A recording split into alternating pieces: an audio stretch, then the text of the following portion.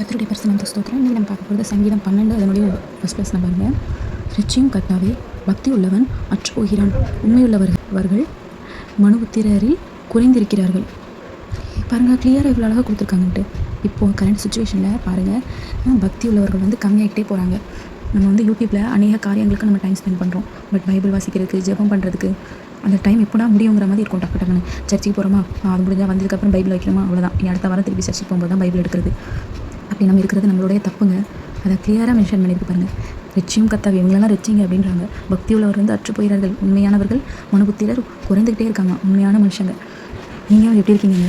எனக்கு தெரியாது. கர்த்தர் பார்ப்பார் கண்டிப்பாக. அவருடைய 2வது வருகையில் அவர் கண்டிப்பாக நிச்சயம் வராரு. 2வது வருகையில் அப்போ வந்து கேட்பார் எல்லாத்தையும், நீங்கள் என்ன பண்ணியிருக்கீங்க, நீங்கள் என்ன பண்ணிகிட்ருக்கீங்கிறது அவர் தான் சொல்லுவார். உண்மையுள்ள மனுஷன் வந்து குறைஞ்சிட்டே போகிறாங்கல்ல.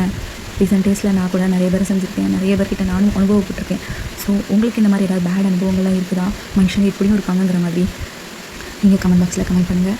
கர்த்தர் வந்து ஒவ்வொரு நேரமும் ஒவ்வொரு இதை வசனத்தை கொண்டு நம்மகிட்ட பேசுவார். அதே போல் இந்த வசனம் எவ்வளோ தெளிவாக சொல்லுது பாருங்கள். இப்படி இருக்கிற மனுஷங்கள்லாம் ரிச்சிங்க கர்த்தாவே பக்தி உள்ளவர் அற்று போகிறான், உள்ளவர்கள் மனுஷர் குறைஞ்சிட்டே இருக்காங்க. அது மாதிரி தெளிவாக சொல்லியிருக்க வசனம். இதோடைய எல்லா வசனமும் பாருங்களேன், நல்லா இருக்கு. இச்சகம் பேசுகிற எல்லா உதடுகளையும் பெருமைகளையும் பேசுகிற நாவுகளையும் கர்த்தர் அறுத்து போடுகிறான் இருக்குது.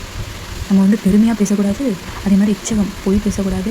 அடுத்தவங்களை நம்ம வந்து வசனம் பண்ணுற மாதிரி பேசுவாங்கள்ல. இப்போலாம் ரொம்ப ஆப்ஸ்லாம் வந்து ரொம்ப கெடுத்து போட்டுட்ருக்கு மனுஷங்களை. ஜாக்கிரதையாக இருங்க. கர்த்தருடைய வருகையில் நீங்கள்லாம் எடுத்துக்கொள்ளப்படுவீங்களான்ட்டு பார்த்து நீங்கள் பேசுங்க. பொறுமையாக பேசுங்க. யார்கிட்டையும் நம்ம தப்பாக எதுவுமே ப்ரொஜெக்ட் பண்ணக்கூடாது. அதே மாதிரி பெருமையாக பீத்திக்கக்கூடாது. நான் தான் பெருசுங்கிற மாதிரி பீத்திக்கக்கூடாது. வசனம் தெளிவாக சொல்லுது. கண்டிப்பாக நீங்கள் எல்லாருமே நல்லவங்களாக இருப்பீங்க நான் விசுவாசிக்கிறேன். தெய்வ பிள்ளைகளே, நீங்கள் எல்லாரும் தேவனுடைய ராஜ்யத்துக்குள்ளே வரணும். அதுக்கு முக்கியமான இந்த வசனத்தை பிடித்துக்கொண்டு ஜெபிங்க. கண்டிப்பாக அவங்க எல்லாத்துக்கும் கடவுளுடைய கிருபை உங்களுக்கு சொந்த கொள்வதாங்க. God bless you all. Thanks for listening. ஒருவேளை நான் தப்பாக எதை பேசியிருந்தேன்னா கமெண்ட் பாக்ஸில் கமெண்ட் பண்ணிடுங்க. நான் திருத்திக்கிறேன். ஒருவேளை ரிப்பீட்டடாக சொன்ன மாதிரி இருந்தாலும் சொல்லிடுங்க. ஏன்னா நான் வந்து பெர்ஃபெக்ஷன் கிடையாது. நான் வந்து கற்றுக்கிட்டு இருக்கேன். அது வந்து நான் உங்களுக்கு சொல்கிறேன். ஸோ அப்படி தான் இருக்கும். Thanks. God bless you all.